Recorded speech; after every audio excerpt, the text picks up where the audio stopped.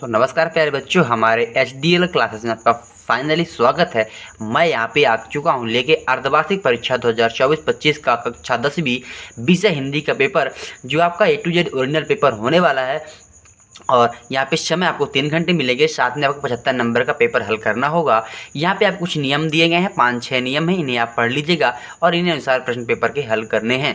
अब चलिए अगर आप चैनल पे हमारे नए आ रहे हों तो आप चैनल को पहले सब्सक्राइब करना बिल्कुल ना भूलें और साथ साथ में हमारे वीडियो को शेयर करें, ताकि आपके दोस्त भी इन सारी चीज़ों की जानकारी उनको मिल सके। आप देख सकते हैं ये पूरा पेपर आपके सामने है और ये भी इधर, और बाकी चीज़ें भी आपको दिखा देता हूँ। पेपर पूरे इन प्रश्नों के आंसर मैं भी दे देता हूँ। इसी वीडियो में बने रहिएगा और वीडियो शेयर करना ना भूलें। और चैनल पर अगर नए आ रहे हैं तो वीडियो को शेयर करें, साथ साथ में चैनल सब्सक्राइब करें। चलिए प्रश्न शुरू करता हूँ मैं। यहाँ पे सही विकल्प आपके सामने कुछ ऐसा दिया गया है, सही विकल्प का चयन कीजिए। जी हाँ बच्चों, सही विकल्प का चयन करने की बात कर रहा है। यहाँ पे पहला है प्रयोगवाद के जनक माने जाते हैं। जी हाँ बच्चों, प्रयोगवाद के जनक जो माने जाते हैं उनके जो राइट आंसर जो होंगे सच्चिदानंद वात्स्यायन अज्ञे। ठीक है, इसके बाद आता है अपन दूसरा क्वेश्चन है, हरिल पक्षी को तुलना की गई थी। हरिल पक्षी से तुलना की गई थी, तो जिसका राइट आंसर होगा यह किससे की गई थी? गोपियों से की गई थी।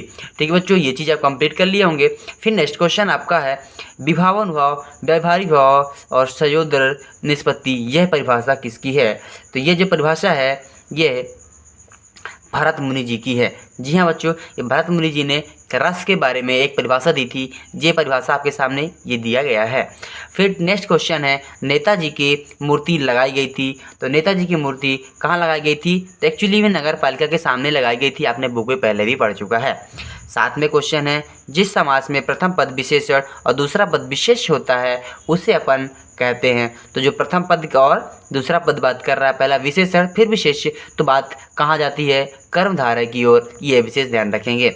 फिर नेक्स्ट क्वेश्चन है, माता का आंचल पाठ में भोलानाथ के बाबूजी पाठ करते थे।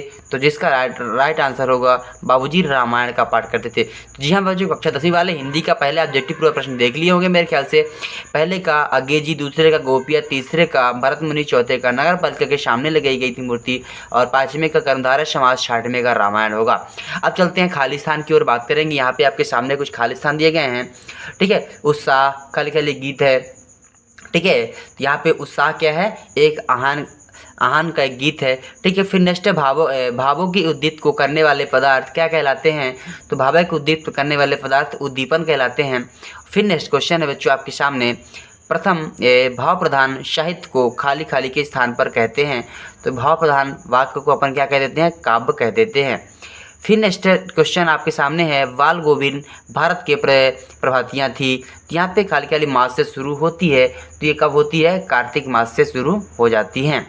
ये क्वेश्चन हो गए। फिर नेक्स्ट क्वेश्चन है, यहाँ पे कुछ खाली स्थान दिए गए हैं। फिर जगह में है, वाक्य में किसी कार्य के निषेध अर्थ न होने के का बोध होता है, जिसमें तो उसे अपन निषेधवाचक कहते हैं। फिर से सना सना हाथ जोड़िए इस पाठ की विधा में लिखा गया है। तो सना सना हाथ जोड़िए की बात किया गया है, ऐतका वृत्तांत की बात कर रहा है। तो फाइनली यहाँ पे मैंने आपको एक सही विकल्प और दूसरी सही खाली स्थान के सारे आंसर मैंने क्लियर करा दिए हैं। आप इन्हें तैयार करें और मैं आगे चलता हूँ क्वेश्चन में। ठीक है, आपका दूसरा यहाँ पे प्रश्न नंबर 3 है आपके सामने। आप देख पा रहे हैं कि सत्य की बात कर रहा है। पहला है, वह व्यक्ति अपनी प्रशंसा क्यों करे? तो ये बात सही है कि कोई व्यक्ति अपना प्रशंसा नहीं करता, यह असत्य होगा।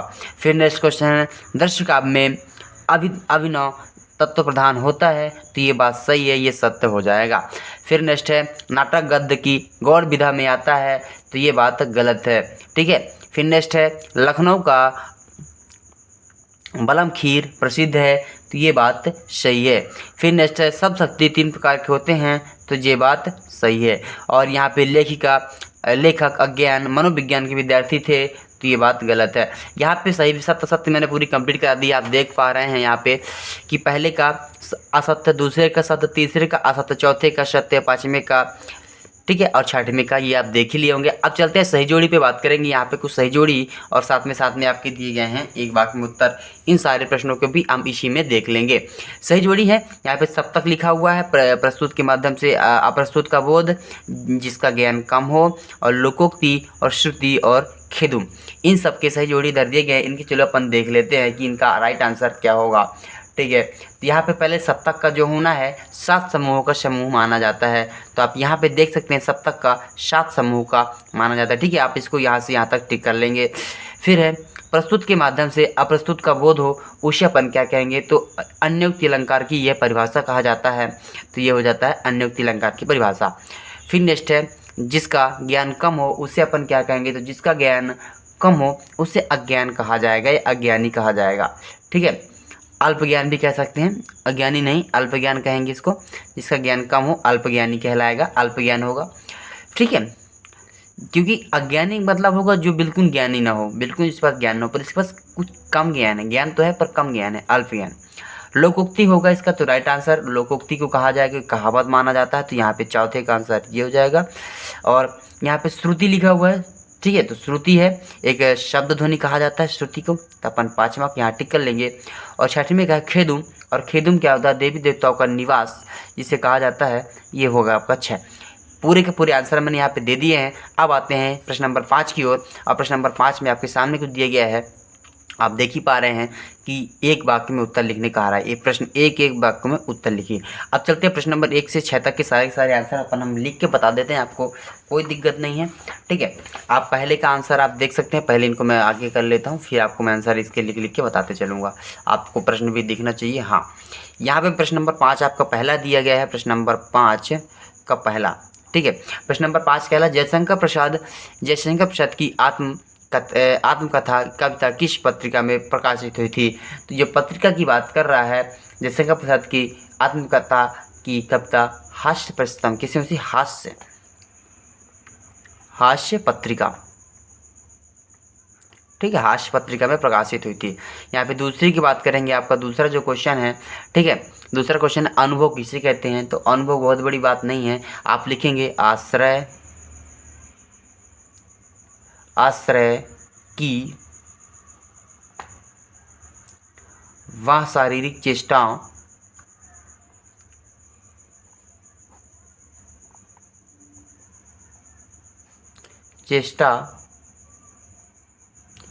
ठीक है, ये ठेरा है, चेष्टाओं को अनुभव कहते हैं।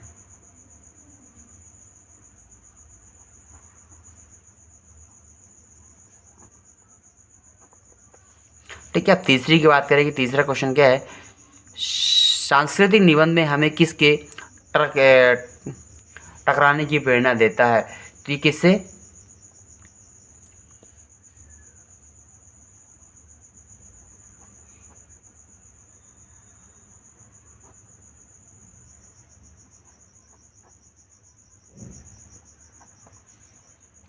ठीक है, अनेक जटिल प्रश्नों या प्रेरणा से टकराने की बात करता है। फिर चौथा है दो स्वरों को आपस में मिलकर कौन सी संधि बनती है। तो बड़ी बात है, यहाँ पे चौथे का आप लिख लेंगे आंसर। ठीक है, स्वर संधि। फिर है आपका 5वें का आंसर क्या होगा, भोलानाथ और उसके साथी अमूल्य में खिसक कर क्या बजाते थे। ठीक है, तो क्या, शहनाई।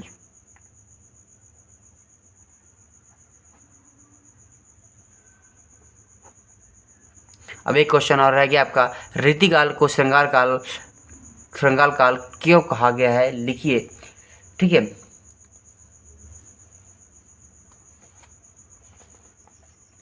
यहाँ पे अपन 6वां का आंसर लिख देंगे। ये आपका पहला, दूसरा, तीसरा, चौथा, 5वां और यहाँ पे हम 6वां लिख देते हैं। ठीक है, आप देख लीजिए 6 नंबर का है।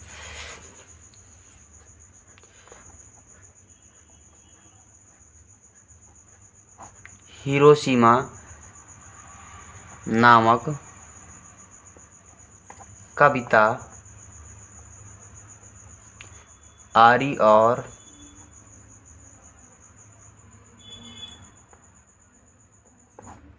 करुणा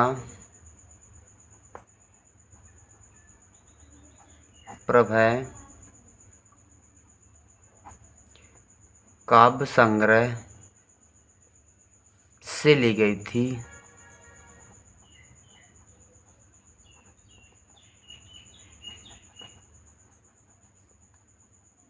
इसलिए माना जाता है। ठीक है, ये चीज़ कंप्लीट कर लेना। अब रही बात आपकी प्रश्न नंबर 6, 7, 8, ये देख सकते हैं प्रश्न नंबर 6, 7, 8 और ये आपका है 9, 10, 11, 12 जो भी क्वेश्चन बाकी हैं, और उन क्वेश्चनों के आंसर मैं जस्ट अगले वीडियो में लेके आऊँगा। और इसी के लिए आप वीडियो पे अगर नए हैं तो फिर चैनल सब्सक्राइब कर लेना ताकि इसके पूरे आंसर मिल सकें।